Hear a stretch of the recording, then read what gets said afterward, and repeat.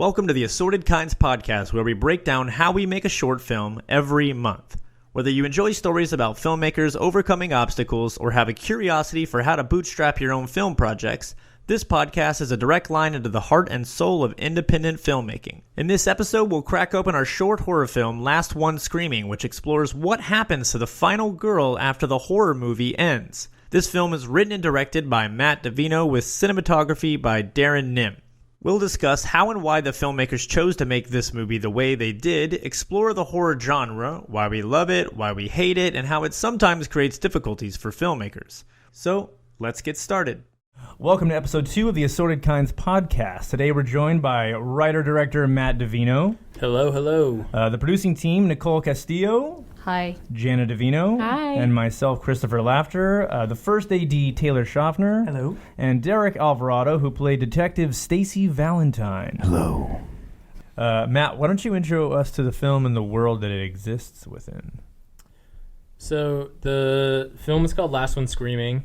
It is a meta horror film with some comedy elements, and really, it's like a love letter to genre films. It has tons of influences from everything from Evil Dead to Hellraiser to Cabin in the Woods, and it's just like to me. I've always loved genre, and I've always wanted to make genre films. And how do you make a genre film in this short format, right? It's tough because all of the best genre films that are like truly scary or have tension, they spend a lot of time building that tension, building up those characters for you to care about. And you like look at Hereditary, you don't even know it's really a horror movie until the last 20 minutes of the movie, right? It's just like this extremely slow burn, intense family grief film, right? Or there's another film called House of the Devil that I like a lot that literally is just almost nothing happens in it until the last 10 minutes. But you know, because it's called House of the Devil, some shit's going to go down. And so by like almost nothing happening and just like not cutting the camera, it builds up all this tension over the course of an hour. But you can't do that in a short film. So, like, how do you make a short genre film that's effective? So I chose to make a film about genre films. And, you know, something that I've always had stuck in my brain was, all right, all these horror movies end, and the final girl's alive, and she's covered in blood, and cuts to black. You got the credits, and she survived, and okay, that's a happy ending. Great, awesome. She survived. Great. What the hell happens next? Like, look at the recent Fede Alvarez Evil Dead remake. Like, literally rains blood on her, and her arm is cut off, and the movie ends. And you're just like, now what? You know? Are they making a sequel to that? They talk about it. I hope they do. That'd be great. Supposedly, it exists in the same world as the originals. It's not a reboot. But I guess for me, it was like fun to explore that. Like, what happens next? What would happen if that final girl that was covered in blood and had all of the evidence points to her hacking her friends up, or you know, there's no sign of whatever supernatural thing around anymore, whether it's Freddy or Jason or all these things. What would happen? Obviously, the cops would arrest her and say, you did this. And then what would happen? So that's what this film is really about. It's about trying to tell a horror story in a short amount of time, build suspense, and then comment on that genre trope within these 10 minutes and build a world around it as well. Mm-hmm. And so that was like the fun challenge of making this film for me. Well, let's talk about why you chose this. Okay, it obviously has some connection to some films that we love, right? Let's talk about the world that it plays off of, why you kind of went that route with it. I've always loved genre films ever since I was a little kid. My parents accidentally let me watch Alien with them when I was 6 years old. I walked into the living room. I was the most vivid memory of this. I walked into their living room when we were living in Arizona, and on their little tube TV, they had like a VHS copy of Alien playing, and it was like the middle of the afternoon. Like, who watches Alien in the middle of the afternoon? Your parents? Yeah, and it was the scene when the facehugger jumps out of the egg and jumps on the guy's mask. And my little 6-year-old brain was like, what the hell is this? And my parents, for some reason, let me watch it. And my brain has been ruined ever since. So, yeah, I grew up with me and 2 younger sisters that all love genre films and shows. And, my sisters were obsessed with, like, Buffy the Vampire Slayer growing up. So I've seen, like, every episode of that show. And some of that, like, plays into this a bit. And then when I was in high school, discovered Evil Dead and Army of Darkness and those films, and those kind of became, along with Alien, my favorite genre films. I just loved the combination of, like, crazy, wacky gore and scary but funny, and just like over the top ridiculousness that you can have fun with in horror.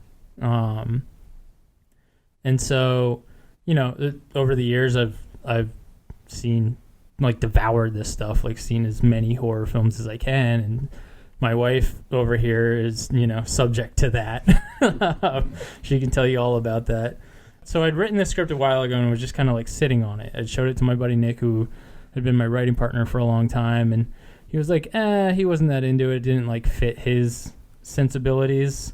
But then when we started the Assorted Kinds group, it opened up another avenue for, hey, like, let's workshop this thing. Let's see if people enjoy this. Like, I enjoyed it just because my one friend that I had been making shorts with wasn't into it. That doesn't mean I shouldn't go make this with these guys, right? You guys enjoyed the script. You gave me a lot of really good notes. We developed it some more. And then it got chosen to be the second film that we made. What about the rest of you guys in the room? Like, what are your connections to the horror genre in this kind of a film? Does anybody else have? Hi, Nicole. Hi, Nicole. Hi, Nicole. Yeah, I grew up with horror. My mom, super big horror freak fan of all kinds. Attack of the Killer Lobsters, like all the shit horror, all the good horror, all the horror.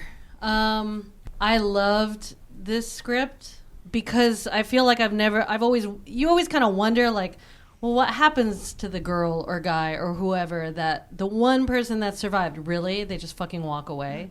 Like, nobody fucking does anything. They just go back to their life. Everything's fucking normal. So it was cool to see a script that actually addressed that and just sort of only talked about that, really. Yeah. I still sleep with the lights on when Matt travels because horror movies scare the crap out of me. Like Exorcist and... That's cute. But I can watch Last One Screaming with the lights off and be fine. So I enjoyed it. Well, what do you guys think about the fact that we're referring to it as a horror film, and yet it really just has, like, there's a little hint of the horror element. We have a little bit of gore with the flashback stuff, but it's, I don't know, like someone, Film Frontage referred to it as a fantasy. Mm-hmm. So I thought that was interesting, yeah. Because yeah, like it's kind of suspenseful. Like, yeah, I kind of see it as a drama suspense, but it's also about horror. So it's Sure. like it's got horror in the DNA and the bones of it, but like it's not necessarily. But like there's horror sprinkled into it. At the What same makes time. So it a it's horror such a movie? unique Blood yeah. and chainsaws makes it a horror movie. I feel like we have a horror movie then on our hands. If I had to define it and, like, put it in a box, you could say it's a meta horror film, right? Yeah, yeah. It's a horror film about horror films, commenting on horror films. It's like a short Scream, or I just saw a great film on Shudder called You Might Be the Killer, which I loved. Jana hated it. But it was great. It had Allison Hannigan from Buffy the Vampire Slayer. And basically there's a guy in a camp that is everyone's dying around him and they're getting cut up, and he calls his friend on the phone and is like, you gotta help me, I don't know what's happening, everyone's dying.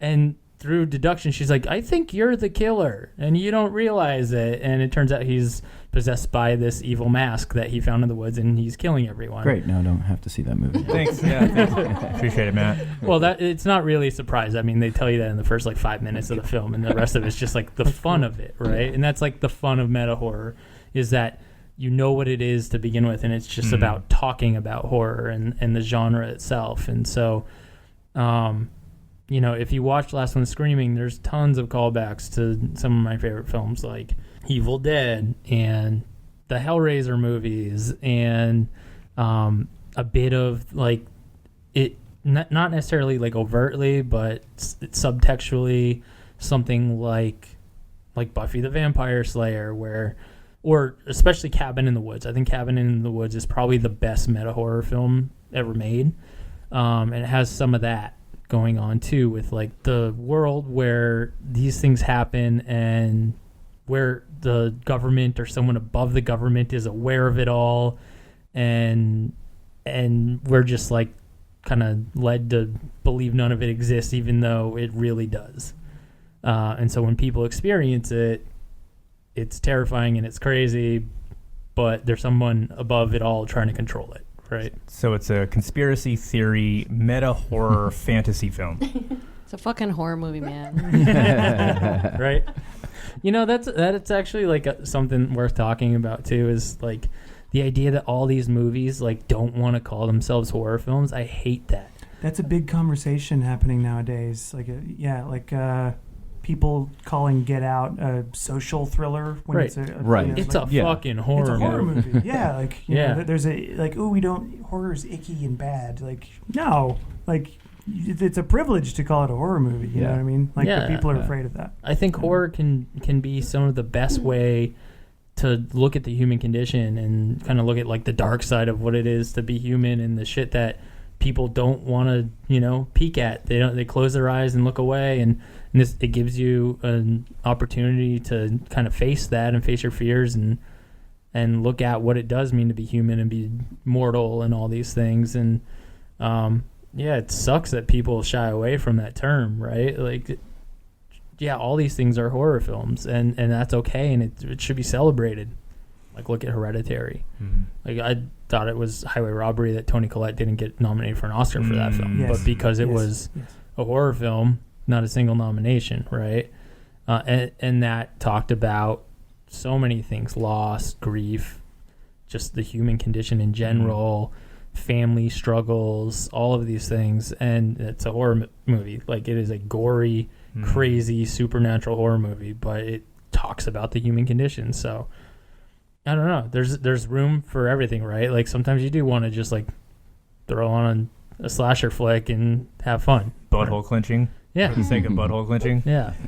Yeah. We're going to say food. You should. I really wish you guys could see the look on Nicole's face right now. Okay, so good talk, guys. Good talk. Jana, this is one of your first experiences working on a film, correct? First one. So Nicole and I produce, and you served as an associate producer to help us out. Thank you. Mm-hmm. But I think you got a lot of first-hand experience, which has allowed you to move forward and now single-handedly produce other projects that Matt has directed.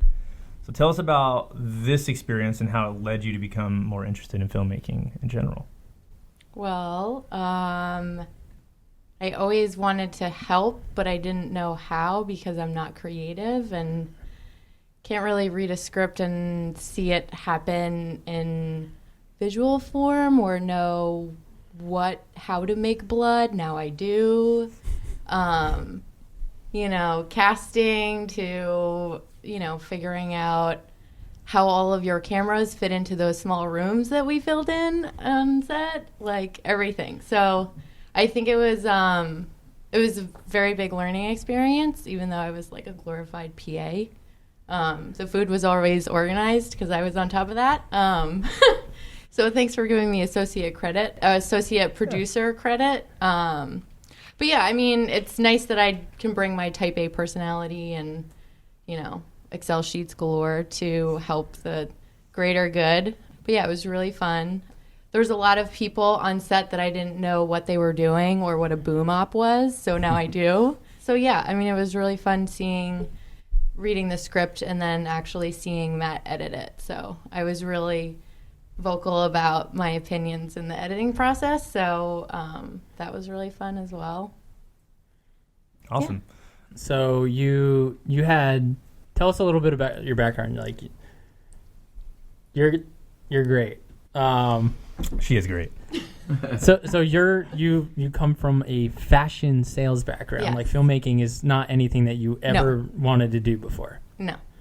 But because of, you've gotten pretty active with the collective. Yeah, with you Assorted guys Kinds. keep inviting me to meetings and stuff. So Once we get our talons into our friends, we don't let them go. So what about it? What about filmmaking have you enjoyed so far that made you, like, you were the only producer on the last film we did together with the group, which was Feed Me Death. There was a lot of blood in that one. Yes. Derek was also in that one as well. And he got very covered in blood. Yeah, I went through a drive-through. couple T-shirts. I went through a drive-through at night covered in Oh, blood. that's awesome. I was like, can I get a double-decker taco? Also, please help. Yeah. Don't look in my trunk. Yeah.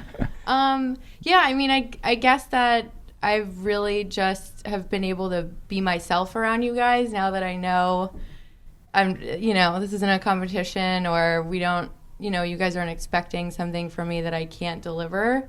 So I'll speak up when I want or when I have an opinion about something, but majority I like behind the scenes or like pre-stuff, making sure everyone's fed and hydrated.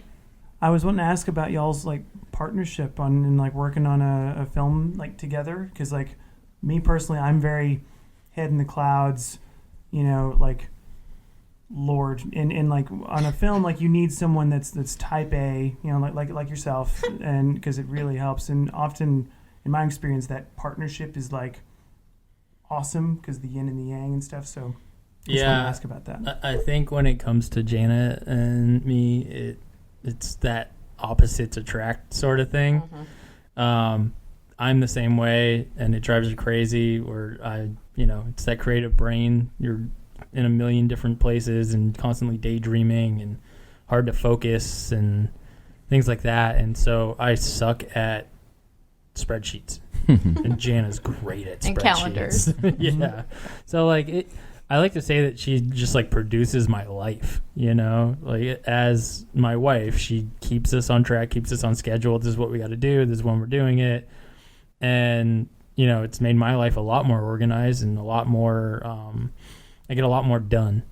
So that's great. Yeah. And that's like invaluable in the filmmaking process to have somebody like that running that part of the ship while you can focus on directing and writing and all those things that need to happen on that side of it, because filmmaking is 50-50, both sides, logistics and creativity, for sure.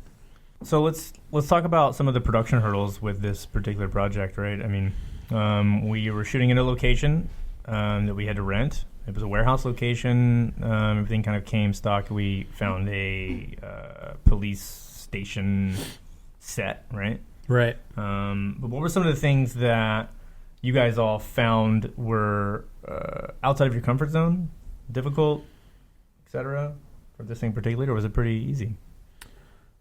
I mean, for me, this was, like I said, like Derek and I and our friend Nick had been making these little short films together for years, just like running around with a 5D and no lights and, making pretty fun stuff, but like not extremely high production value.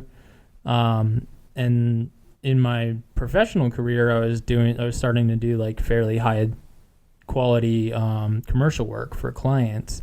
And so I think for me, this was like my first narrative piece that I really wanted to like make it look like a feature film, right? And like really put that quality stamp on it. And so that was really important to me. Luckily, we had our DP, Darren Nim, who couldn't be here tonight, but he's an amazing DP. So he really, really helped shape the look of the film, camera and lighting wise.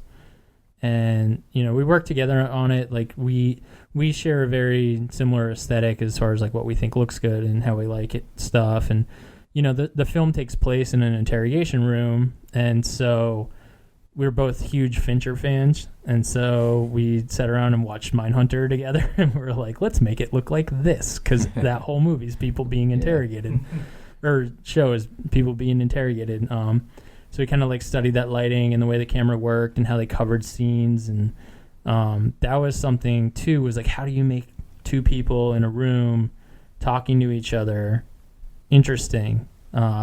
Luckily, we had Derek and Nick playing the police on the other side. They're a comedy relief slash like the proxy for the audience, or the proxy for the skeptical audience, right? That was the other tough thing for this, was like, how do you play this without giving it all away and create suspense throughout it? A lot of people that when I was testing the edit with them, they're like, oh, I want to see more, I want to see more, I want to see more. And then the other half of the people who I sided with were like, no, I'm so glad you don't show me anything, because it allows me to like question what she's saying. Is she telling us the truth? Is she crazy? What's going on? And so, the detectives play that side of she's crazy, we don't believe anything she's saying. Whereas the FBI agent, Dr. Warren, who was played by Olivia Mackenzie Smith, she's sort of the compassionate side, the middleman, like could this be real? So you have the characters are set up to have all three perspectives. This is what happened, this unbelievable story of people getting possessed and having to hack up your friends in the cabin in the woods because they're possessed and you got to defend yourself, to the compassionate, maybe she's telling the truth, I'm not sure, to the, wow, that's crazy, why would I ever believe you?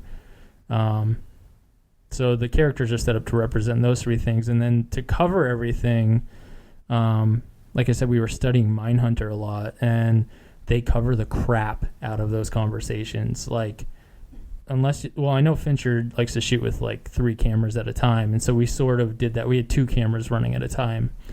Shot on 2 Red Scarlet W's, and then so we could shoot a wide and a tight at the same time, or slightly move cameras out of alignment, or we do a 2-shot and a single at the same time, and that way we got through our coverage a lot faster. But we still were pressed for time at the end of the day. And when we got to the police stuff, where we're seeing on the other side of the 2-way mirror, we were really pressed for time, and we had plans to redress an entire set and ended up just shooting it in French overs. And it looked great. Like, we got this great reflection off the mirror, so you could see the detectives' faces in the wide shot, and then the 2 French overs worked great, and we didn't have to do that. So, like, that was the other tough thing, was we actually had to lose a lot of coverage that we had planned on shooting just because of time in the day.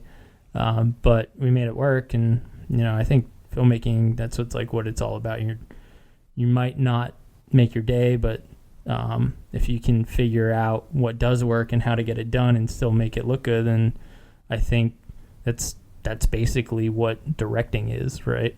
Derek, how did it feel when by the time we got to the scene that you and Nick were in? There wasn't much time, right? So how did it going into that? And obviously there was a bit of improv, which you guys were pretty used to. How did it feel being kind of rushed to perform and rushed to get through that? I actually never really felt rushed, because I was watching the girls act and keep doing this over and over, and I was able to actually be where I was going to be in my scene, watching them, seeing their performances and stuff, because they still did their performance while we were shooting our stuff, but they had already done it 100 times over by that point. So it was kind of cool to kind of see, and then see what new stuff that they brought once they brought the cameras over to us. And I do remember, it's funny you were saying, I remember that moment when you were like, oh shit, this reflection's really cool. Like, let's just do this, and screw dressing an entire back thing that's going to like add so much hours to the day. And we actually got these cool things, because I think it forced you to make a cool artistic decision, I guess, in the moment. And I think it ended up just like really, it's like one of those happy accidents, And I just always, I love those happy accidents that always kind of like I think they've kind of happened a lot with a bunch of the stuff that because we always kind of run and gun our shit, so it's like, oh, we have to make this work right here. So and then at the end of the day, it turning out really, really cool. Yeah. So yeah. So we set limitations on ourselves within this film club, Assorted Kinds, where we want to be able to shoot these scenes. They're essentially scenes with the beginning, middle, and end in a day. So because we're all giving a day, we're kind of donating our time to each other. We essentially got to where we pulled an entire setup, right? Mm-hmm. And we kind of just made that adjustment. So going in, having made these plans for the day, making that big adjustment, what did you learn within that? I don't know if I learned anything new, because it's just something that has always been part of filmmaking to me. Especially with a lot of the type of commercial content I do, it's a lot of branded content type stuff where it's like, here's the plan and we're going to go as a strike force and get this thing done, and we don't have complete control over everything, right? So I've learned to deal with that through my professional filmmaking a lot. But I don't know, I think you can only plan so much when you're making a film, and the best laid plans can just go by the wayside the second you get on set, because you're like, it's raining, or like, oh, the car is not here, whatever, like anything could happen, right? And so to me, filmmaking is just problem solving. Like you write a script and that's the plan, and then everything after that is problem solving. And especially things like that where you're just kind of like, oh, that's it. Like things like that are serendipitous, right? You point the camera at something, you go, damn, I never expected that to look like that. I never planned for that in my head, but that's great and that's better than what I was imagining, so let's do that. And if you can't roll with those punches and like be flexible like that, you're going to shoot yourself in the foot making films, because you're never going to make your day. And this day and age with shrinking budgets and stuff like that. Whoa! Don't say it out loud. You got to be flexible and you got to be nimble. And I think that's like one of the great things about this group is that we work together very well. We've built a rapport with each other, and we know how to like quickly, fluidly move between things that jump out at us, and we go, okay, let's nip that in the butt this way, and no problem, let's keep going, and don't let it get you down or stop you in your tracks. Like it took me like a long time to kind of realize you can only do so much, and then it's going to kind of take a life of its own, and then look the way it's going to be, or look the way it's going to look. So I was going to ask, like, did it line up with what you saw in your head as you were reading it? Like, I'm just kind of interested. I mean, I was super impressed. I've been working with Matt for a long time, so I know that everything that he puts on camera is going to end up looking really cool, because we did stuff with literally no money, running through downtown and places. We got held up by the cops by gunpoint one time. I mean, like, but you were the cops with the guns, and we were cops with fake guns. Yeah, we've had guns drawn on us. We've kind of done it all. So I knew going into it, it was going to look amazing. What I was so impressed with was both the actresses, their performance. I was just immediately, I was like, oh, okay, all right, we're bringing it today, like, oh, we're making a real movie. Oh, this is a real one. We're not running around with a 5D getting chased by security guards. So yeah, I knew it was going to look great, and I loved the script already. So I was just so impressed at the final, the way it ended up turning out. Yeah, that's something I'd like to talk to you about a little bit, Derek, because we always knew, based on this two people sitting in a room talking to each other thing, that and especially with how wild the story is that the Ashley character tells, that was going to really hinge on like a really good actress taking on that role and delivering. And if we didn't have that, the whole movie was shot in the foot. But at the same time, I knew that having you guys play the police would bring something completely different to it, where Camilla and Olivia, they did the lines, and they didn't stray from the lines, and they really couldn't because of how technically important that Right. the script was written. And if they changed anything, the rest of it wouldn't make any sense because it's just them having a conversation. But you guys, you and Nick, who played the two detectives, you're not about plot. You're just about feeling, right? So you've always been super good at improving stuff to me, and so I don't know. Tell me what it's like for as an actor when we have the script and we do the script, we do the lines, but then you go take it to places that I never expected, and we're like dying behind the camera, trying not to laugh. We were dying behind the camera. Like I thought I was gonna get caught laughing so many fucking times. You guys were just ripping off each other. It was amazing, and I feel like that should be a little behind. No, there's little thing. we need to That's because funny. there's so This shit much is stuff. fucking Like, funny. the The song. Oh my god! Yeah, we had them sing. Can we sing the song? Can we sing the song? Do it. Sing the song. Where's Nick? Yeah, the Psycho Killer. It was the talking head Psycho Killer. And we couldn't get it with the right. donut in the mouth and the fucking slurring. Yeah, there's so much stuff that ended up getting cut that was just so funny that you guys did. That man, like, if we were making a different film, it would have made sense. I think when I wrote the script, it was the whole thing was like a little more fun. It was a little more tongue in cheek, and so like we lost I think in the edit, I had a hard time reconciling how funny you guys were in the improv with the suspense that we were trying to achieve. And so unfortunately the comedy had to get dialed back a bit. But yeah, like talk to me about what that's like for you and Nick, and like when a director just gives you free range to go do whatever you want. No, I think for me, like what I just remember, like just keep thinking about was just being in that moment and like being a real cop and this girl telling you exactly what she just did.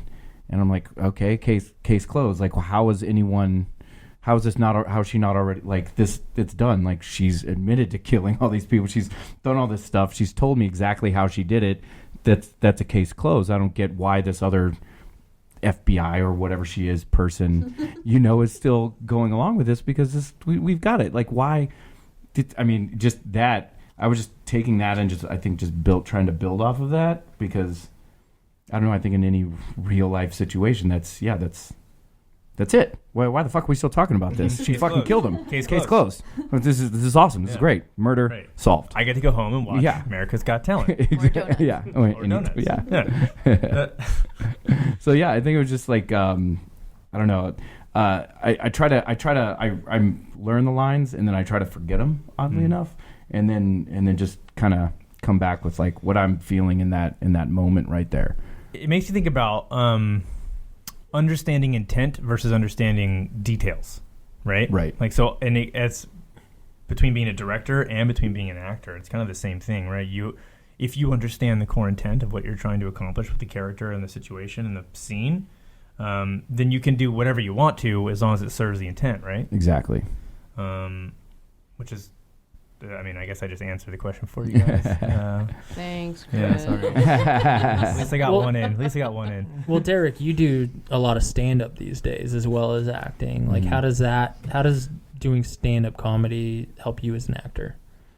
Well, I think it's just thinking on your feet and reacting immediately. Just like you said, filmmaking is problem solving. So is improv with everything. It's like, what's coming up, what's on my plate now, like what's getting thrown at me, and then how am I going to react to it? And I feel like stand up is just just helps me hone in on that, just because if you fuck up you know immediately. At least in film you get to say cut and you get to try it again. I recommend like everyone that I like whenever someone's like, I'm coming to LA, what do I do and all that, like one of the first things I tell them is to take an improv class. Oh yeah. Because it really helped me whenever I first came in. Not only just because the people you meet, but like it helps you just say like fuck it and just go and just you even if you're not an actor too, like as for storytellers, just figuring out stuff. Yeah. Absolutely. Nicole and I should do one together. Do it. You totally should. Now. Absolutely. In LA, they offer them in high school, so I took one. Oh, that's awesome. Dang, not in all schools, bud. Not in all schools. That's also David Gillardo, who's here helping us on the decks, the ones and twos. The ones and twos. Who's also who's also a very talented director and writer and part of the collective as well. And we'll be talking about his film 9-2 in one of these coming up. I'm gonna turn the wheel a little bit, and I do want to talk a little bit about the fact that Taylor Schaffner, who took on the role of first AD in this film. We had just finished Mr. Mailman, right? We jumped into Last One Screaming, and the way we kind of operate in this film collective is that we kind of always are rotating roles. People are stepping up to do different things, whether they've had experience in those things or if it's brand new just because of the curiosity level. So was this your first time being a first AD? Yes, and possibly my last. I do not feel like I'm a good AD.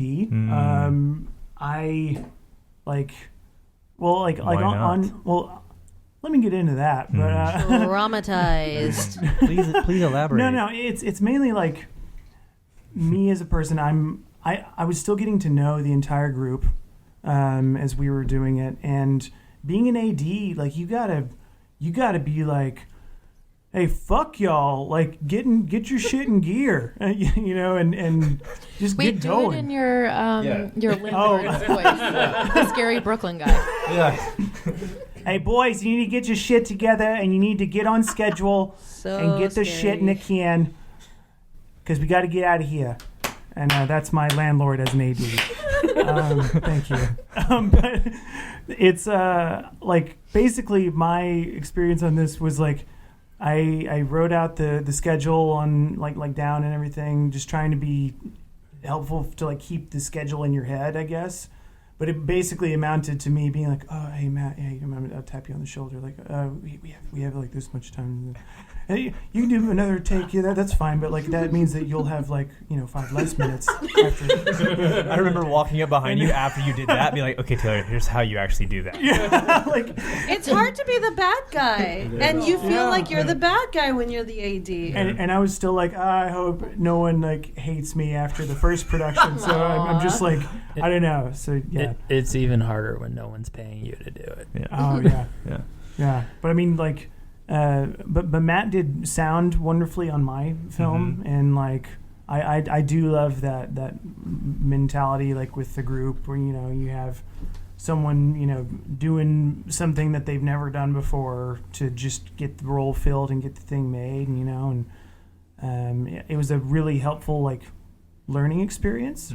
I feel like I'm much better at doing like the script supervising thing or like other things like anything that. else.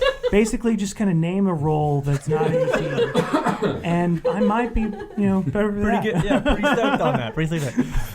Well, the funny thing is, it's like most of us in this group, especially those of us that started, sans probably Nicole, were directors or DPs, and so none of us really wanted to be a first AD. We know what that role consists of.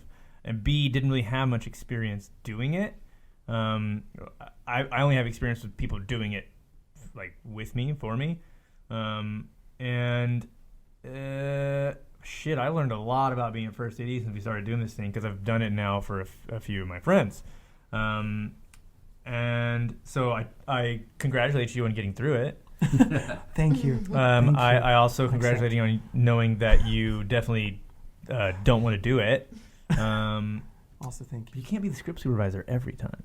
Yeah, that's true. No. I want my learning to continue. No. He said anything else. Yeah, that's true.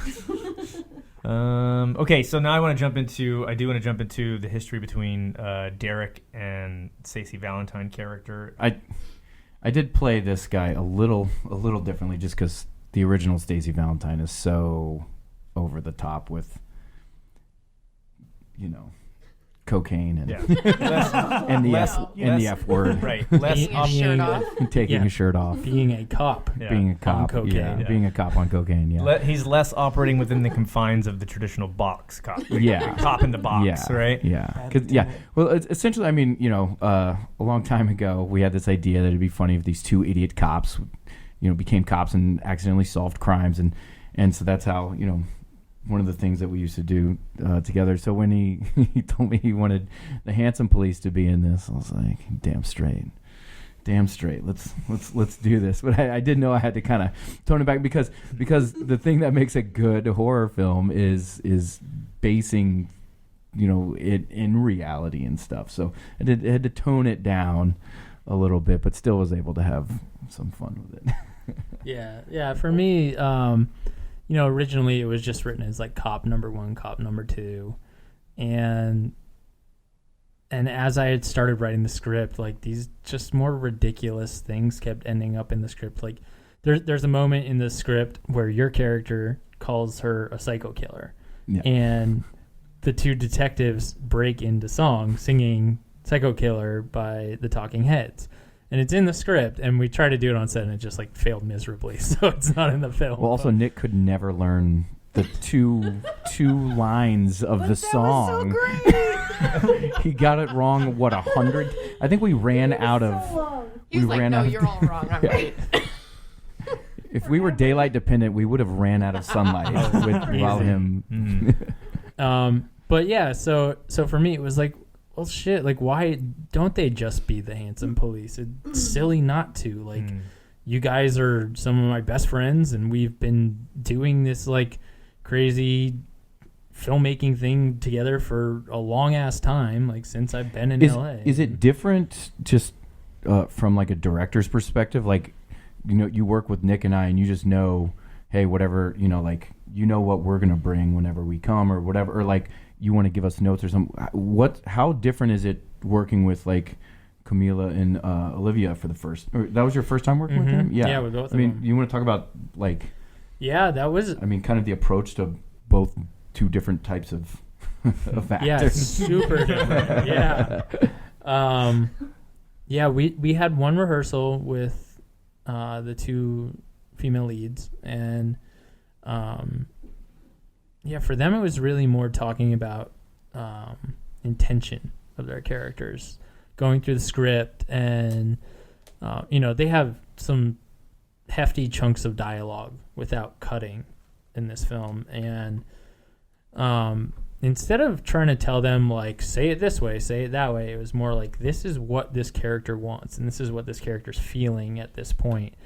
And when we got on set, first takes, they were great, and then it was just like making small adjustments here and there, or like, okay, that take was rad, we got that one, let's try it this way, and maybe that'll like do something in the edit for us, right? Whereas you guys, I didn't have to think about you guys that much, like it was just like, I know you're gonna show up, we've worked together so much that you're going to show up on set. Chris just poured some wine. Or That was peed. Chris with the wine. Maybe. The original lines for you guys weren't like anywhere near as complex or in depth as the women's. But also like I didn't need to like build any kind of rapport with you guys. Yeah. It was just like, I know you're going to show up. Rapport? It's the second time. But I didn't want to say anything. I can't bite my tongue twice. It's a rapport. No, not Rappaport. I think He's from New Hampshire. Yeah. What do you want from him? We had a good Michael Rappaport together. Michael Rappaport. Yeah. Think Fred. I love that guy. Rapport. He's really fun. Well, very well done, Michael Rappaport. Have a rapport with the boys. Hey, it's Johnny Brooklyn over here. Now it's a whole Hey. All right. Love you, Matt. So rapport.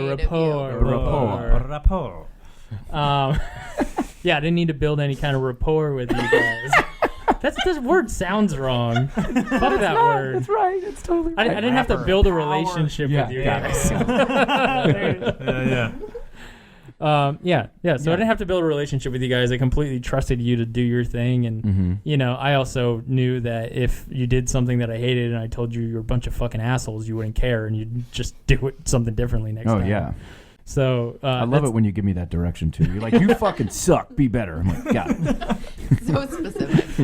It's a great thing about making films with your friends. Yeah. Got it. Well, but there's that second hand, right? It's Right. like that. Like, oh, I know what you're talking about. Yeah. I got it. I actually had Michael Bay tell me that to my face, and I was like, oh, okay. Oh. Yeah. Story time. He was. I was in Transformers 2, and I was playing Joint Operative Number 2. Yes. Which is just like some military guy. So I had all this military jargon and all these different scenes. And it didn't have anything to do with marijuana. No, yeah. And so he put me in this other scene, and he had just given in. He doesn't write scripts for the military guys. He just comes up to you with other real ex-military guys, and he's like, what would someone say in this scenario like this? And they kind of say it, and so then he's like, okay, say something like Chinese airspace has been locked and sealed, radius 3 miles, whatever, and then walks away, and you're like, wait, say something like that, or say that. Incredible. And so then I like wrote it on a Post-it. Pressure. Yeah, I wrote it on a Post-it and hid it under my keyboard, and like the script supervisor comes up to me and was like, what did he tell you were saying? I was hoping you would tell me. Yeah, I know. I was like, I just made up a fucking line. And so then he also doesn't rehearse. And so we had like 8 cameras on cranes and all this shit and like 9 actors in this one scene. And it's all just like pop, pop, pop, pop, pop. So I had the first line, the middle line, and the last line in this whole like exchange of like these like 8 actors. And he doesn't rehearse, and he's just like, just roll camera. And you start rolling, and we had never even said these words out loud, so we all tried to act together, and it didn't come out. And he was like, that fucking sucked. Be better. Roll camera. And you're like, oh my God. You're like, wait, him be better or me be better? Like, which one of us is supposed to be better? Like, I don't know. And then you're just like, fuck, man, I'm just better be better. So yeah, I'm used to taking that kind of. So he's better now. Yeah. So basically, we've reached Michael Bay level of production. Yeah, exactly. Yes, this is Transformer 2 status. Yeah, this production. Okay. Oh my God, I'm crying. I did think you were going to start that off by saying Michael Bay doesn't do scripts. He just comes up and just yells at everyone, and then just make it. Yeah. Blow it up, make it look cool. I do want to talk about feedback on this project, and okay, so I've gotten some perspective, like, yeah, I don't know, like, you know, it's kind of like a horror thing, and then you guys like crammed comedy in there, like, I don't know, versus knowing what it is, the meta horror, and kind of doing that on purpose. Like, what has been your feedback as a director within that? Have you kind of like felt it out? Obviously, you had an intent, but like, I kind of want to talk about like viewer audience perspective and feedback versus actual intent of film. Yeah. Look, this is something I'd never expected everyone to get. I think people that are fans of things like, you know, Cabin in the Woods or like the Hatchet movies, I think are a great example of this, or like just crazy horror, or I mean, especially Evil Dead, where it's horror and then you laugh, and it's horror and then you laugh, and I think that's like a really fun way to watch a movie. And you don't pull punches on the horror. You don't make the horror stupid or silly. It's genuinely trying to be scary and suspenseful and intense. And I'm spacing her name right now, but the woman that directed American Psycho did a really cool interview about this. David's got it. He's on it.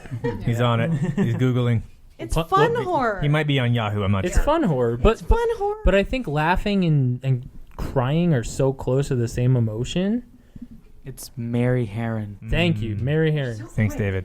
So I've had this reaction watching American Psycho, and a lot of people do, where that movie's not overtly comedy, like something like Evil Dead 2 or Army of Darkness is, but you laugh at it, or like something extreme, like especially It's where so scary. well, also it's just like so absurd, right? And I think that's like the button that comedy and horror push in us is like the absurdity of life a little bit. Like there's that scene in American Psycho where Christian Bale is talking about Huey Lewis and the Blues, and that was the exact scene that I was thinking of in my mind. Yeah. Fucking genius. And he's walking around with the axe, and the guy's sitting on the couch, and he's putting plastic on, getting ready to kill the guy, and he's just talking about Huey Lewis and the news the whole time. That's what I just said. But it's like, as fucked up as what's happening in that scene, you laugh at it, right? Like when you really stop and you think about what's going on, he's murdering the fuck out of that guy, and he's a complete psychopath. But you laugh at it, and so I think there's this thing where horror and comedy are like two sides of the same coin, right? It's about catharsis. It's about that looking into the absurd, and then comedy makes you laugh and horror makes you scream, but it's the same thing. And you know, like I said, there's plenty of movies out there that do successfully. Not everyone gets them. That's fine. Not everyone's going to get this because this is really like a horror nerd movie. And if you're not a horror nerd, you're not going to get it. Like one of the YouTube comments the other day I saw was love those. Was why did they take a perfectly good plot and add magic to it? And I'm like, the whole movie's about, I mean, quote unquote magic. There's no magic in it. There's like horror magic shit, I guess. But like that's what the movie's about. So I love just the YouTube commenters in general, right? Like, don't worry. If you worry about it, you just gotta. Anyone that says anything, you just go, "Hey, thanks for watching the movie." Thank you for taking the time to actually comment. Right. But I guess Taylor wants to say something. Yeah. Oh yeah. I mean I think you hit that spot on, and I actually feel real strongly about like how so many like movies and filmmakers and stuff feel like they were afraid to put like laughs in it.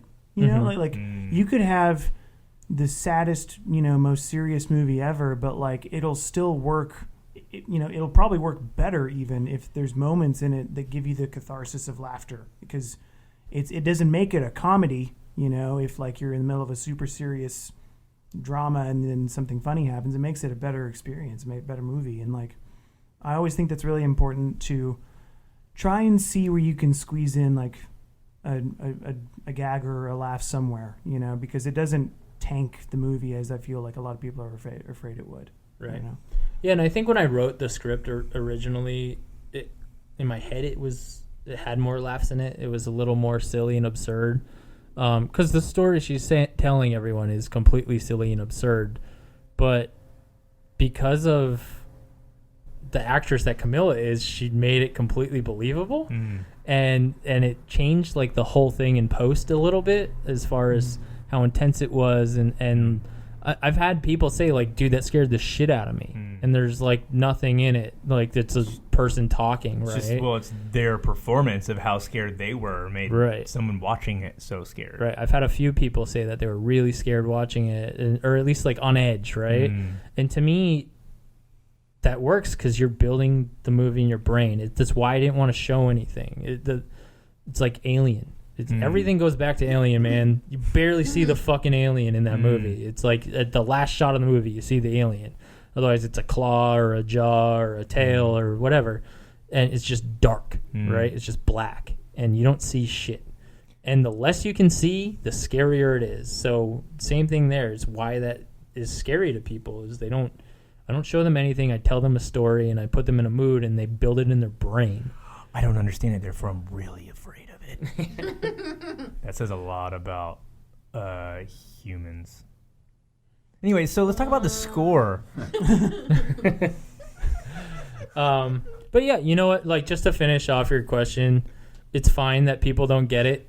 It's like it's not for everyone, and it's actually interesting too. Like trying to put it on the horror festival scene. We got rejected from a lot of festivals I thought we would have gotten into, and then got into other big ones. And it was like the ones that we got into, the programmers loved it and just told me how much they loved it. And then other ones, I got rejection letters back, and they gave me notes, and they were like, it fell flat for us. We didn't like it. And so I think it's one of those films that just like, it either works with you or it doesn't, and that's fine. Like, I don't really care. That's cool. That's for the best, though. Yeah. Honestly, if it's for everybody, then it's for nobody, right?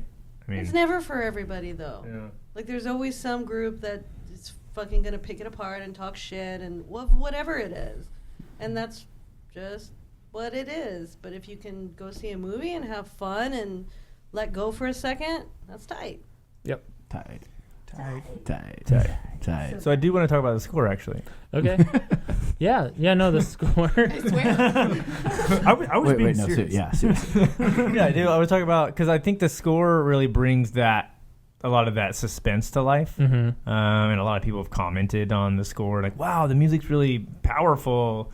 So talk about bringing in what's Kenny. So Kenny Gray is the composer on this. Hmm. I temp tracked it with Stranger Things music, and then sent it to him and said, "Do what you will, my friend." He is an amazingly talented composer, musician, actor, writer, everything. slasher? Probably. He's a slasher. Yeah. No, Yeah. slasher. I do this. I do this. I do this. I do this. Yeah. All with slashes in between. He actually runs an improv troupe in Boston. Hmm. They're basically like a sort of upright citizens brigade in Mm. Boston. He owns the company. Dope. But yeah, he's just like an old family friend. My parents are like best friends with his parents, and The nicest family ever. yeah, they're Aw. great people. Yeah. So Amazing nice. people. Cool. They drove us to the airport after we met them for the first time. So, side note. They did that, guys. Very nice. Let's No, get no, into what's a that. cooler story is they let us stay in like a wing of their house that's Yeah. modeled off of Mount Vernon after Yeah. my sister got married. So, so yeah, Kenny just did his thing, and I can't thank him enough. And he scored Great my job, Kenny. most recent film, Feed Me Death. And Yeah. yeah, awesome. Sick. So, So actually, while we're on the subject, like, I wouldn't mind bringing up a couple other people that helped out a lot too. Was my good friend Tyler Rosen. He owns a company called Whale Film, and they're a fabrication company. They do a lot of big movies and shows and stuff like that for art department. And he fabricated the evil puzzle box for us that my sister Steph Devino designed, and she also did the poster art. So Amazing Such a cool poster poster. art. Yeah. Steph designed the box, Yep. and then Whale Film fabricated it. fabric. Oh, that's cool. I didn't even know Yeah, Steph designed the box in Adobe Illustrator, and then we sent them the vector file art, and then they put it in Oh, a CNC machine, and then built the box on a CNC machine. that. Mm. Is Yeah, that like a neither. I 3D was like, printer? yeah, Yeah. Well, no. sure, whatever. A CNC machine's like you put CAD into it, and Oh, you okay. can put plastics or metals into it, and it just like carves out with drill bits the design that you put in. Mm. That's so cool. Yeah. Who else you got on there? Who else we should do shout outs for, bro? Oh man. I mean, Caitlin with Yeah. blood. Hey, Oh, yeah, Caitlin. This is Caitlin. her first. This is Caitlin's first Caitlin's first fucking foray with us. Yeah, all the makeup and the Yeah. blood, and I helped her with blood a little Can we bit. actually? I want Nicole to Yeah, tell can the we story talk of how Yeah. we met Caitlin. yeah. Caitlin did makeup on Last One Screaming. Now she's done the majority of our films, so at least 11 of them, I think, at this point. Maybe missing one or two here and there. Yeah. And then she became a member after many of these things, and we haven't kind of talked about the membership process of this film club. But Nicole met her at a restaurant that you were working at. Tell the story. Yes. And then she just became like our best bud. I overheard her talking to someone else behind me about how she was doing makeup on a set, and then I just interrupted their conversation and stole cool. Yeah, her so away. Caitlin's amazing. Caitlin has a dryness about her that I find captivating. She does hair and makeup. She worked on the blood after Jana and Matt made it in their kitchen, right? Well, Caitlin gave us the recipe for fake blood Oh, because she found the recipe. apparently buying a gallon of fake blood from So expensive. it's like $150 to buy it, and it's like $5 to make it yourself, and then it just tastes like candy. Yeah, First time I used cornstarch. Big margins on that Beer. one. yeah. Big margins. Good business to get into if anybody's curious. Yeah. And then you pump blood, right? Well, yeah, Caitlin did. So Caitlin, my wife's giving me the evil eye. She's winking. She's winking right now at him. It's hard to do these kind of things with your significant other. Oh, is it? You get the laser beam eyes. You're like, oh shit, am I doing something wrong? And then you start going inside your head when you're just trying to have a conversation. And nothing's really actually Nothing happening. is actually He's just happening. making Yeah, it all up in his fucking it's all head. projection. Projecting. All Fucking projection. projecting. Yeah. Speaking of projecting, you guys pumped a lot of blood. We pumped a lot Yeah. of fucking blood. We Well were done. Nice squirting segue. it. Well done. We were squirting it outside, playing with it. We were smearing dirt on people. We were making Camilla look bloody and torn up and whatever. Caitlin was a mastermind. I was just assisting. And then when all those blood scenes, we were usually on the ground, laying on our backs, spraying blood up into the air. Half the time it was working out, half the time it wasn't. It was all sort of trial and error, and Matt was putting up with us. But it was fucking fun. Yeah, that's kind of the cool thing about horror movies is that covering people in blood and cutting them up is like really fun when you do it for fake styles on a movie set, and you don't do that like John Wayne Gacy styles in real life. No, who would do that? Right? Yeah, I've never done no, it's that. chill. It's chill. Totally. It's all been You lost me. What's the story with the chainsaw? Oh yeah. Oh, I returned it. Yeah, Jana, tell the story. I returned it to Home Depot. Well, tell Shout out to Home Depot for taking it Shouts there. out to Home Oh, Depot. yeah. Appreciate the sponsorship. Covered in blood. I bought it and I returned it, and there was a Okay. little bit of blood on it. And they asked about it, and I said, "It's fine. Just wipe it off." Fine. It's fine. No, it's fine. Don't worry about That it. is so Here's funny. check this out. So Jana, we needed a chainsaw, and our prop chainsaw didn't show up on the day of the shoot. And so Jana, being the kick-ass associate producer she was, went to Home Depot in the morning and bought us a chainsaw. And we knew that we were going to get it covered in blood, but whatever, we're going to return it anyway, right? Home Depot will take anything back. So it gets covered in blood. We wipe it down as best as we can. Jana and Nicole wipe it down. And then the next day, I'm going to take it back, and I have the chainsaw sitting upright in the passenger seat of my truck. And I pull up to a stoplight, and a cop pulls up next to me and was like, "What you doing with the chainsaw?" Because having a chainsaw in your car in LA is really weird. No one really has trees to cut down here. Or maybe they just lay it down in the back like a normal fucking person. You know. and so That too. and so I go to the cop. "Oh, I made a horror movie, and it was a prop." He goes, "Oh, cool. So you're returning it to Home Depot?" Yeah, he's like, awesome. Drives away. We've all done it. Yeah. Perfect LA story. I love that. Yep. Thanks for sharing that, Matt. And Caitlin won Best Hair and Makeup at Hollywood Horror Fest for her work on the film, which is fucking awesome. We also won other awards too. Yeah, it was a bunch of. Actually, I want to tell the story about that award getting announced. Jana, Nicole, myself, and Camilla were at the Hollywood Horror Fest, and they announced that Last One Screaming wins for Best Hair and Makeup. And we all looked at each other and were like, wait, who goes up there to get this award? And we all just like, Nicole, go, it's you. Nicole goes up on stage, full on deer in the headlights, and just grabs the certificate and walks off stage, and like we all knew we all know what's going through your head at this moment. And you come back and you're like, wait, did I do hair and makeup?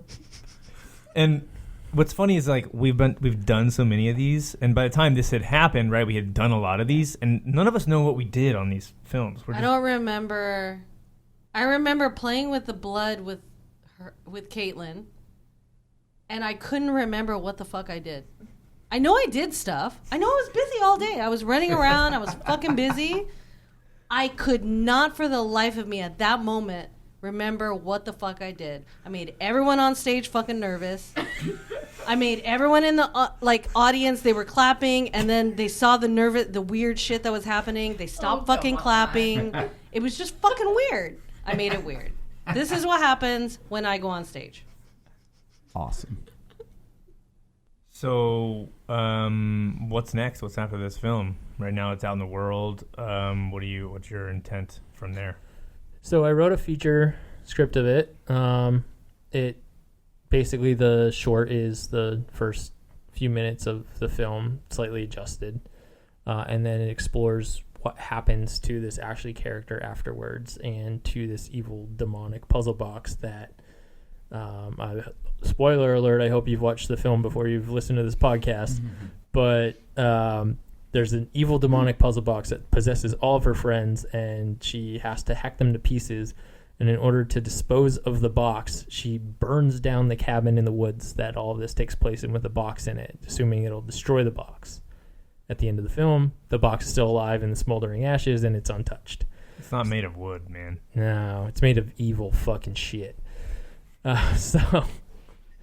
So it follows her trying to go back to her normal life, not being able to tell anyone what happened because no one would possibly believe her. She's lost all of her friends and her brother in this event. There's news stories about a fire where she was narrowly escaped with her life in this travesty, and she can't tell anyone what's going on.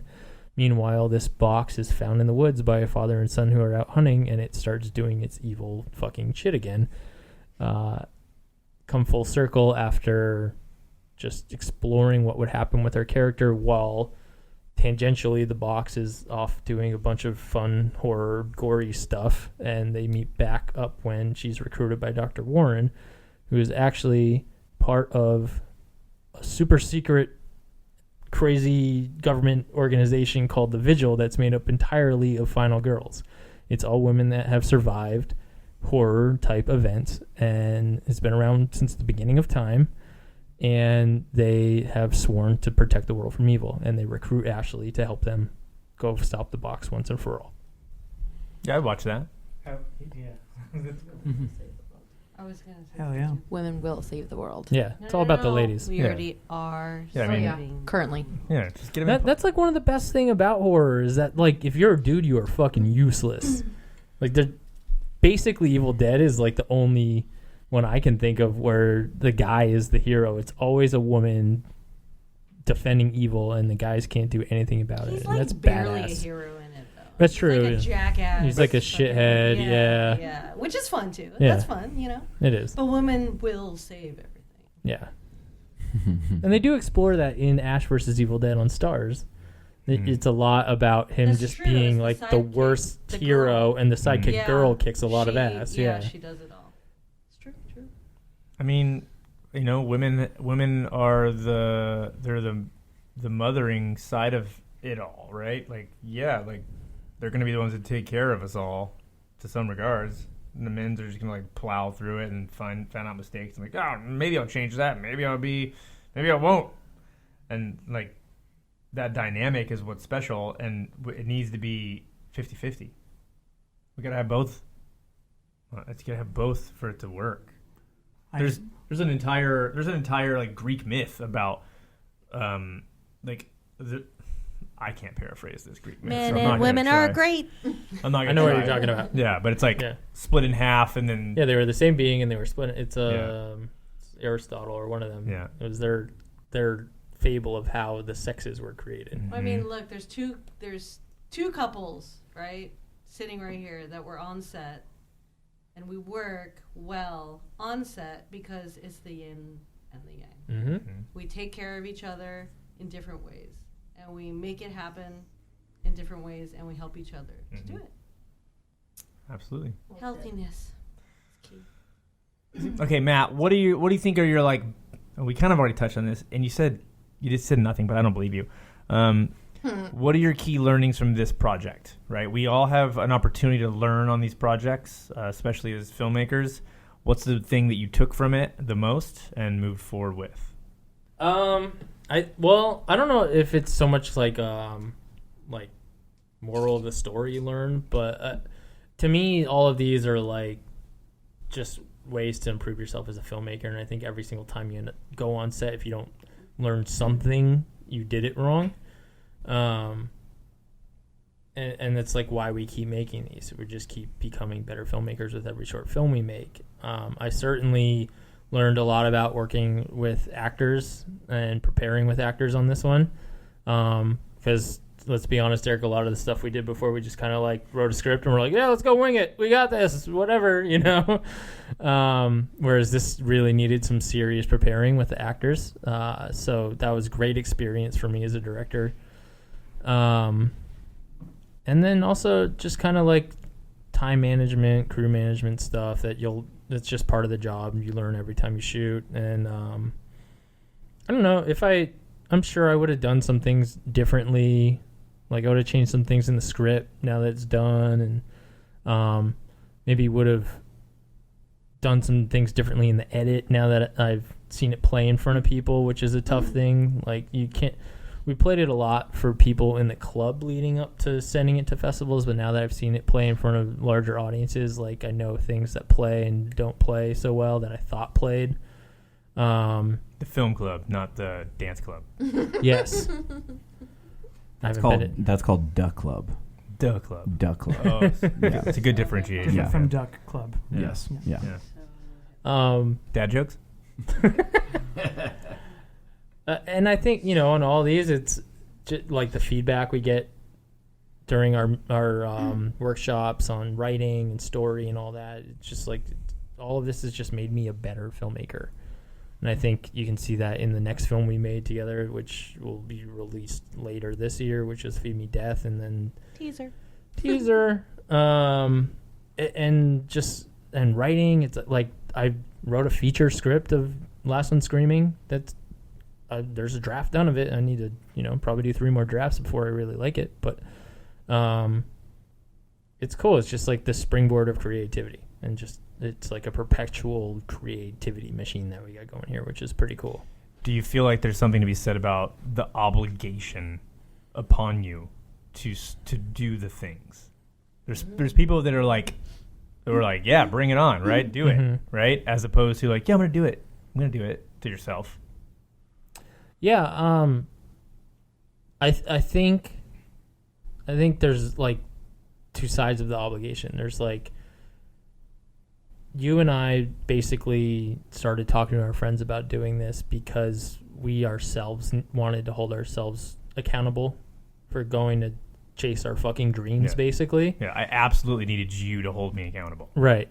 And it, so many people move to LA and just kind of get lost. They go, I'm going to be an actor, or I'm going to be a director, and they get sucked in a million different directions and they lose focus. And they're working in the film industry in one capacity or another, which we all are, but they're not exactly where they want to be, and they're still trying to get to that trajectory, or they just kind of get comfortable and they're okay with not getting to that dream. And I don't think any of us are okay with not getting to that dream, and be like the worst thing in the world to not get there for me. I mean, I feel like I've seen firsthand regret. Right. In people who are aging out of possibility. Mm-hmm. The look and the feel of regret, of not doing the thing that they felt like they should have done, right? Not even trying. Not even trying. Right. Because of whatever someone else told them it was supposed to be like. And we're all here for a similar reason, and some of us grew up here, but not doing it is way worse than just trying. Right. And you know what? Like, if 10 years from now this thing's still going on, which I hope it is, and we're still just making these films together, I think I'll be happy with that, because at least like we're creating together. Of course I want to direct features. Of course I want to direct TV. That, I want to go make my films and have people see them. Really, more than anything, it's not about like getting rich and famous. It's just about like making films and having people see them. So, if we can do that through this, great. And if this leads to bigger things with bigger budgets, great too. Great. Over the weekend, I caught myself saying to Nicole, after we were kind of like hanging out, having kind of coffee and doing emails and stuff, I was just thinking to myself, like, like, if it doesn't get any better than this right now, like, I'm totally cool with that. I'm like totally satisfied with like this being life because it's so fun to get to create with my friends, right? If it doesn't get any better, this could be the better. This is the better. It is what it is. You know what I think? You're right. I think I'm only halfway through my thought. Sorry, Chris. This is what I do to him on a daily fucking basis. So if it doesn't get any better than this, that's great. But the fact that like every day we get to put a little bit of effort into it, right? A little bit of effort into like, oh, I learned something there. I'm gonna use that as make an adjustment here. Oh, I'm gonna do the admin stuff, which I don't really want to do, but I know if I do it, it makes it better. And I'm not the only one doing it because it's a collective. We're all putting in a little bit of effort every day. That it inherently it gets better every day, right? A year from now, it's going to be something completely different than what it is today. So that part of it is very exciting. I think it is very difficult. I think a lot of people, I've heard about a lot of people like struggling with maintaining happiness and sanity in this industry because it's always like, you want the next thing, the next success. Like, okay, I've got this, and then now what? I've got the Oscar. Now I need to. Well, shit, I don't know. And like, if you can't, I think it's really important to find what you're talking about, which is like that finding joy in the work, because if that's where your happiness is, then it's really difficult to lose that. It's not based on success, it's just on making stuff with your friends. Right. I mean, we as humans kind of crave validation. That's why one of the reasons I brought that up a second ago, I felt I kind of a need from it over my shoulder. And that's a normal thing. Like, we all have a need for some sort of validation. And we can find it in a lot of different ways. And I find myself kind of often finding consistent validation in the effort given to this group because I feel it instantly with like, oh, dude, yeah, okay, got it, noted, right? Or like, yeah, I'm on that, cool. And it's not because someone's being paid to do that. It's because they want to be doing it, and it's a collective effort. And that's where like, oh man, dude, if this is it, like, that's cool. As long as like bills can be paid in addition to this, like, hell yeah, stoked. So thank you guys. Thanks for allowing You're that. welcome, Chris I really Laughter. appreciate that. Is it just me? Am I the only one that feels that way? And No. everyone else. Can I get some validation right now? Yeah, man, you're great, dude. Thanks. Yeah. Really appreciate Jana, that. we love you. Jana's great. I love you guys. Jana's Jana. great. I mean, God, Jana. Taylor, shout out, man. Shout out, bro. Hey, okay, so can I, Derek, what do you think, what was your takeaway from this project? What's the thing that you left it with, if anything? Did I just look really good on camera? You look great. Like, it's just like a fucking thing. Richard Gere. Yeah. Mexican Richard Gere. Yeah. Especially when my hair was longer. I also realized I should have cut my hair a long time ago because I don't like it. It was longer in the film. That's okay. And when I cut it, I was like, I like it better this way. So you're saying you're a pretty surface level guy? No. No, it's funny. Like, I was so impressed when I actually Like, just felt like it was necessary in that moment. I don't know. No, I love it. No, actually, I was thinking about this earlier because when I showed up, from all the stuff that we used to do, I didn't know much about y'all's group or anything, or like how kind of like when I showed up, because I work on giant sets all the time and no big deal. But, Giant fucking sets. It's no big deal. It's no big deal. And so being used to just showing up and running and gunning, and then showing up and seeing like a real fucking set, I was like, whoa, okay. And then it's reflected in the final piece of like everybody. You can tell that all you guys, everybody's putting in max effort when they don't need to. They're doing it because they want to.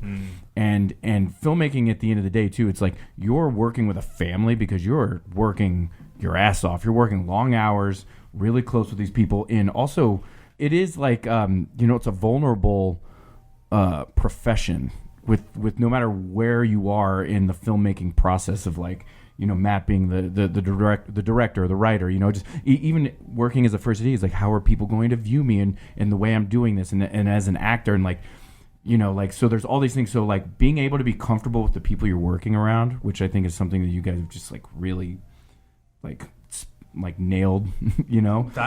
It's constantly dialing. It's so great. It's so great because it makes something hard a little bit less hard, you know.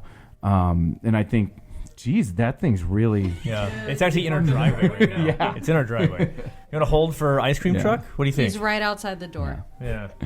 The ice cream man cometh. The ice cream man cometh. Oh, he is. He's right there. He's literally right No Yeah. way. Yeah, Thanks, bud. that's him. He doesn't come. He doesn't come during daylight hours, by the way. Who wants ice cream Ever. right now? Yeah. Come on, What kids. else is he selling? It's winter That's and what it's I'm also saying. after it's like 9 p.m. Yeah. So This guy like, cash. yeah. I mean, I like gumballs just as All much as the the next crack. guy, but Gumballs? What? yeah, you know the little gumballs. Gumballs at the bottom of the ice cream. Yeah, man. Okay, I was like, That's what I think what of. kind of an ice cream man? That's what I think of when the ice cream man comes around. I'm like gumballs and like so not good ice cream. Yeah. Okay. Yeah. But It's the that like gumball. paper ice cream, and when you get to the bottom, there's a gumball. get the gumball. Right? I guess I'm the weird one then. Or the No, you're Ninja just young. Turtle popsicle with the eyeballs. just That's too gumball. young. Gumball. Yeah. It doesn't matter what it is. It's got a gumball. Yeah. Okay, so Taylor, what do you think your big takeaway was from the film for you? I mean, you know. It's the AD thing. Like legitimately. Like I don't know. You learn to appreciate the job of a like more when you do it. You know, like I think it's really cool to have, you know, our system works out in this way where like, you know, you're directing one thing one day and then like you're lugging film equipment around, you know, for the next one. And I think it's always beneficial if you're going to lead a production to have done the smaller, you know, jobs around the set and stuff. So just that kind of general experience is cool. But also like you said, it's a legit set. It was so cool. Like I have very limited experience like with big sets and stuff, and I was like, this is the big deal. This is so cool. So I don't know, just getting that kind of like seeing how it flows and stuff is always really beneficial. Mm-hmm. And like we have another this upcoming production. We have a young filmmaker who's directing it, pretty fresh out of college, and it's going to be really cool, I think, to see how he works in that kind of environment, because I'm sure he's used to the run and gun kind of thing as well. So yeah, I mean, I think traditionally he's kind of more in the videography, right? Like just does content. Yeah. And Matt's gonna be the first AD for him, Juan Gill. That's a good fit. Yeah. I have no idea what I'm doing. But you got, you know, Just- you kind of know. You kind of know. Just kind of Just tap yell him at on the people. shoulder and Yeah. just be like, hey, if you just have, you know, Yeah. No, you gotta be the Brooklyn guy. Yeah, you're Hey, bro. yeah. No, you do know what you're doing because all you have to do is the do better thing. Yeah. Move faster, do better. Oh Michael yeah, Bay. you're right, Michael There you Bay. go. Just Michael Bay Duh. that shit. I'm gonna just write Michael Bay at the top of Yeah. my Jesus clipboard Christ. before we show. Yeah, yes. I don't even have to make a schedule. Yeah. This is great. Whoa. Please make I a mean, schedule. Michael Bay does it, maybe. Jana, what was your big takeaway?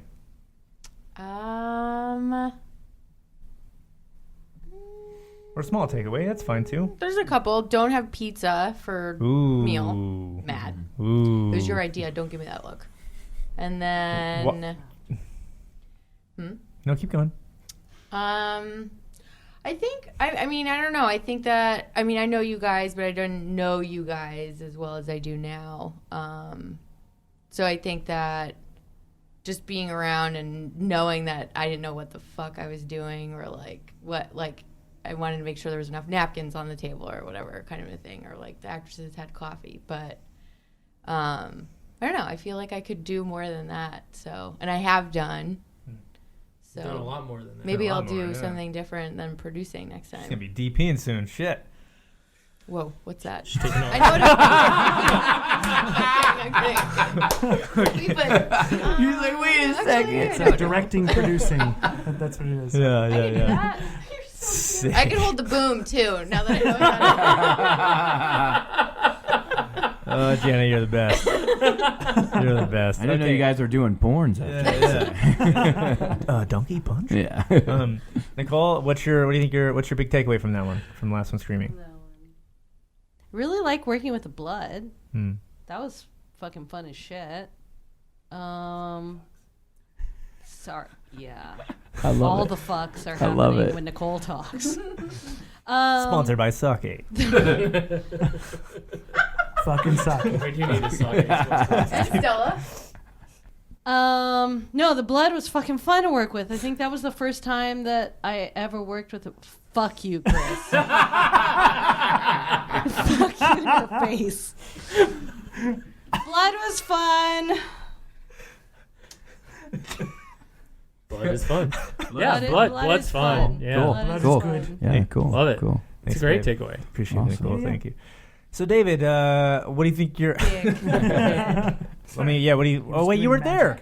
I was not there. Okay. I enjoyed it though. Mm. I enjoyed the film. You watched it? Yeah. I It's actually nice listening to that. Yeah. What do you... Yeah, I mean, cool. So, actually, so it's like... It's the one before... two before we brought in, like, a big group of our like, the friends that weren't the original friends, right? So... You hadn't seen anything when you came in, so you didn't really know what was going on other than like, hey, we're doing this thing. I think the first meeting, I saw like a cut of it. You might have shown a cut. I knew Darren had worked on it because I'm a friend of Darren's, and me and Darren we've been working together since film school. So I really saw his, like immediately when I saw it, I was like, oh yeah, he shot that. I liked it. As a viewer, I liked it. I enjoyed it, and I talked to Matt over the course of being in this group about like where does it go, you know what I mean, like how can he expand on it and stuff. So I'm excited to see his feature idea for it, you know. So I liked it. I think it he mentioned Cabin in the Woods, and that's exactly the vibe I got from the first time I watched it. So I really like that movie. So yeah. Thank you guys for making the time to pull this project apart with me. For those of you listening, be sure to subscribe to Assorted Kinds on Stitcher, iTunes, and YouTube, and follow us on Facebook, Instagram, and Twitter if you haven't already. Follow Matt Devino. On Instagram, I'm at Devocam, DEVOCAM, and on Twitter, I'm Matt_Devo. And Derek Alvarado. Yeah, you can find me on the Instagram at hey, it's Derek Alvarado. And Taylor Schaffner. Just my name, at Taylor Schaffner, on the things. Same here, at Chris Laughter. Jana Devino. Banana Mama Jana. Hey! And Nicole Castillo. It's baby_Tron. Typical. Don't sound so sad about that. I know. That's a badass name. Yeah, I mean, you kind of made Except me when you bummed get about that it. called out in public. It's still a thing. And David Gillardo. At David Gillardo on everything, pretty much. Yeah. Got it. Okay, thanks, guys. At Assorted Kinds, let's do this. Yeah.